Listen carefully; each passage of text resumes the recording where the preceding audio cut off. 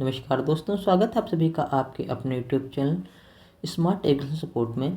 इस वीडियो में डिस्कस करेंगे कक्षा 10 के सामाजिक विज्ञान के पेपर के बारे में, जो कि आपका 7 मार्च को पेपर हुआ था। इस पेपर का कोड है 825 IY तथा इसका सब्जेक्ट कोड है 932। देख लेते हैं इसमें कौन कौन से क्वेश्चन पूछे गए थे। सबसे पहले इसमें खंड आ में बहुविकल्पी प्रश्न पूछे गए थे, जो कि 20 नंबर के आए थे। 20 प्रश्न थे। तो पहला प्रश्न इसमें निकल कर आता है, जर्मनी के एकीकरण में प्रमुख भूमिका किसकी थी? हिटलर की, बिस्मार्क की, मुसोलिनी की या बोरीबाल्डी की? तो इसमें सही ऑप्शन आपका निकल कर आता है बी, यानी कि बिस्मार्क की। अगला क्वेश्चन देखते हैं। चौरी चौरा की घटना का क्या परिणाम हुआ? रायलेट एक्ट पास हुआ, खिलाफत आंदोलन चलाया गया, साइमन कमीशन भारत आया, असहयोग आंदोलन वापस ले लिया गया? तो इसमें सही ऑप्शन आपका निकल कर आता है डी, यानी कि असहयोग आंदोलन वापस ले लिया गया था। अगला क्वेश्चन देखते हैं। वर्नाक्यूलर प्रेस एक्ट कब लागू किया गया? 1875 में, 1878 में, 1880 में या 1888 में? तो इसमें सही ऑप्शन आपका निकल कर आता है बी, यानी कि 1878 में। अगला क्वेश्चन देखते हैं। ब्रिटेन में कार्य कानून समाप्त करने के लिए मुख्य कारण क्या था? कृषि उत्पादों की अधिकता, जनसंख्या में वृद्धि, कारण आयात पर नियंत्रण, उद्योगपतियों एवं शहरियों का विरोध? तो इसमें सही ऑप्शन आपका निकल कर आता है डी, यानी कि उद्योगपतियों एवं शहरी लोगों का विरोध। अगला क्वेश्चन देखते हैं। आर्थिक महामंदी का प्रारंभ कब से हुआ? 1928 से, 1929 से, 1930 से या 1932 थे? तो इसमें सही ऑप्शन आपका निकल कर आता है बी, यानी कि 1929 से। अगला क्वेश्चन देखते हैं।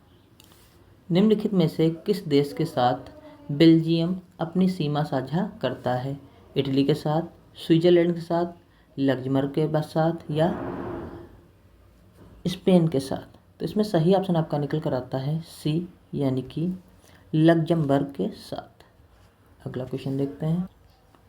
निम्नलिखित में से कौन सा संघ सूची का विषय है? व्यापार, शिक्षा, कृषि या विदेशी कार्य? तो इसमें सही ऑप्शन आपका निकल कर आता है डी, यानी कि विदेशी कार्य। अगला क्वेश्चन देखते हैं। संविधान के माध्यम से महिलाओं का प्रतिनिधित्व सुनिश्चित किया गया। स्थानीय निकायों में, लोकसभा में, राज्यसभा में, राज्य विधानसभाओं में? तो इसमें सही ऑप्शन आपका निकल कर आता है डी, यानी कि राज्यसभाओं में। अगला क्वेश्चन देखते हैं। उत्तर प्रदेश में प्रमुख विपक्षी दल कौन सा है? Bahujan Samaj party, Samajwadi party, Congress party या बीजेपी? तो राज्य की बात की जाए तो राज्य में जो प्रमुख विपक्षी दल है वो है समाजवादी पार्टी। तो इसमें ऑप्शन 2 सही हो जाता है। अगला क्वेश्चन देखते हैं।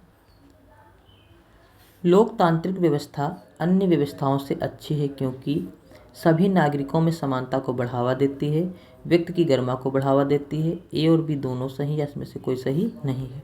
तो इसमें सही ऑप्शन आपका निकल कर आता है सी, ए और बी इसमें दोनों सही, यानी कि सभी नागरिकों में समानता का बढ़ावा भी देती है और व्यक्ति की गरिमा को भी बढ़ावा देती है। अगला क्वेश्चन देखते हैं। निम्नलिखित में से कौन सा खनिज अधात्विक है? बॉक्साइट, जस्ता, अभ्रक या मैग्नीज? तो इसमें सही ऑप्शन आपका निकल कर आता है सी, यानी कि अभ्रक। अभ्रक जो है वो अधात्विक खनिज है। अगला क्वेश्चन देखते हैं। सूचना का अधिकार अधिनियम कब लागू किया गया? 2010 में, 2001 में, 2005 में या 1990 में?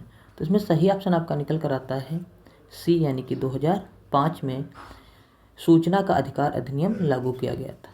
अगला क्वेश्चन देखते हैं। निम्नलिखित में से कौन सा परंपरागत संसाधन है? सौर ऊर्जा, ज्वारीय ऊर्जा, कोयला या पवन ऊर्जा? तो इसमें सही ऑप्शन आपका निकल कर आता है सी, यानी कि कोयला। कोयला जो है आपका परंपरागत संसाधन, यानी कि प्राचीन समय से कोयला प्रयोग किया जा रहा है, इसलिए ये कोयला जो है परंपरागत संसाधन है। अगला क्वेश्चन देखते हैं।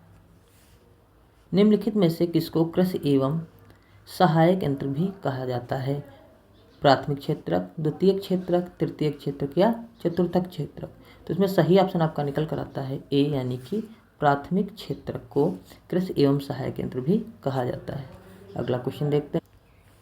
निम्नलिखित में से कौन सा व्यक्ति असंगठित क्षेत्र के अंतर्गत आता है?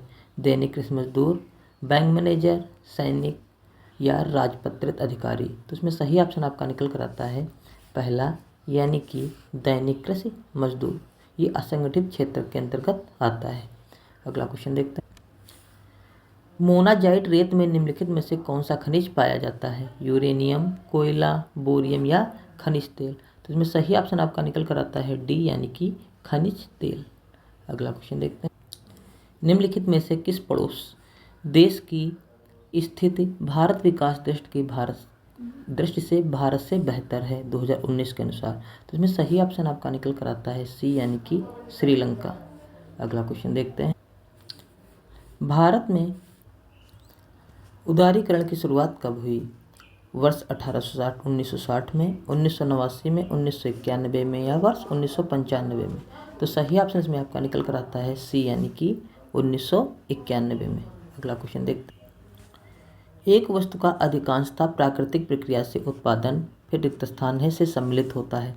प्राथमिक क्षेत्र से, द्वितीयक क्षेत्र से, तृतीयक क्षेत्र से या सूचना प्रौद्योगिकी क्षेत्र से? तो इसमें सही ऑप्शन आपका निकल कर आता है ए, यानी कि प्राथमिक क्षेत्र से। अगला क्वेश्चन देखते हैं। निम्नलिखित में से कौन सी एक फलीदार फसल है? मोटे अनाज, ज्वार, दालें या चावल? तो इसमें सही ऑप्शन आपका निकल कर आता है सी, यानी कि दालें। दालें जो आपका फलीदार फसल हैं। तो इस प्रकार ये आपके बहुकल्पीय प्रश्न पूछे गए थे।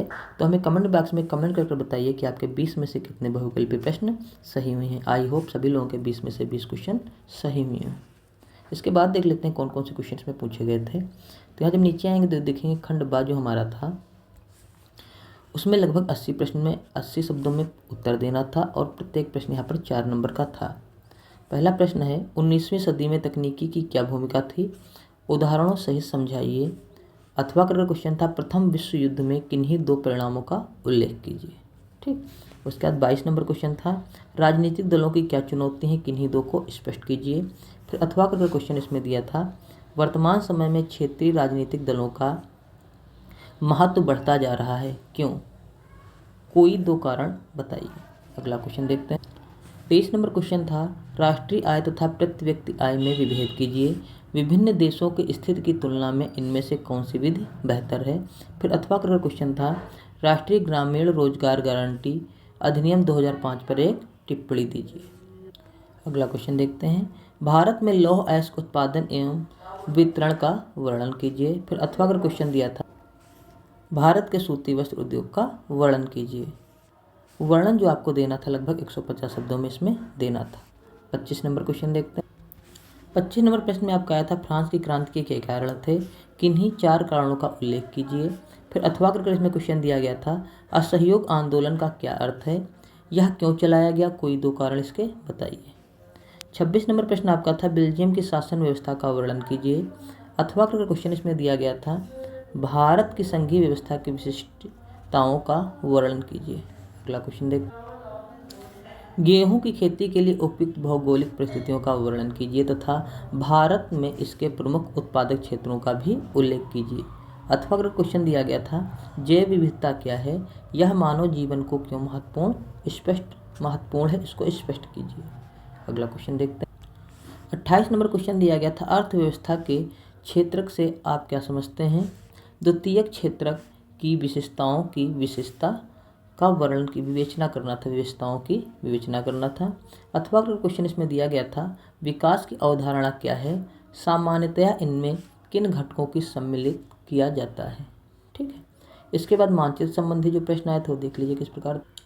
देखिए इसमें दिया गया था निम्नलिखित स्थानों को भारत को दिए गए मानचित्र में दर्शाना था और नाम सहित दर्शाना था। सही नाम और कथन के लिए इसमें आधा नंबर दिया गया था। पहला क्वेश्चन इसमें था वह स्थान जहां भारतीय राष्ट्रीय आंदोलन का अधिवेशन दिसंबर 1920 में हुआ था। अगला क्वेश्चन था वह स्थान जहां नील की खेती करने वाले किसानों का आंदोलन हुआ था। तीसरा नंबर था वह स्थान जहां सविनय अवज्ञा आंदोलन हुआ था। चौथा था वह जनपद जहां चौरी चौरा कांड की घटना हुई थी। और 5वां था वह स्थान जहां 1929 में भारतीय राष्ट्रीय कांग्रेस अधिवेशन हुआ। उसके बाद देखेंगे यहाँ पर नीचे फिर से क्वेश्चन हमें दिया गया था निम्नलिखित स्थानों को भारत में दिए गए मानचित्र में पृष्ठ 15 पर जो है चित्र द्वारा नाम सहित दर्शाइए। सही नाम तथा सही ध्यान के लिए यहाँ पर आधा अंक निर्धारित किया जाएगा। फिर देखेंगे यहाँ पर बिहार की राजधानी चिन्ह द्वारा दर्शाइए। उत्तर भारत की प्रमुख नदी चिन्ह द्वारा दर्शाइए। भारत के एक प्रमुख जूट उत्पादक को इस चिन्ह द्वारा दर्शाना था। भारत के किसी एक प्रमुख लौह इस्पात संयंत्र को इस चिन्ह द्वारा दर्शाना था। भारत के किसी एक प्रमुख खनिज तेल उत्पादक को इस मार्क द्वारा दर्शाना था। तो इस प्रकार सामाजिक विज्ञान का पेपर आया था। पेपर का लेवल आपका इजी टू मॉडरेट था। सभी लोगों ने पूरा पेपर कर लिया होगा। आई होप आप लोग को वीडियो में पूरी इन्फॉर्मेशन मिल गई होगी। अगर वीडियो अच्छा लगा तो वीडियो को लाइक कर दीजिए। अगर चैनल पर पहली बार है चैनल को सब्सक्राइब कर लीजिए। वीडियो देखने के लिए बहुत बहुत धन्यवाद। Thank you very much.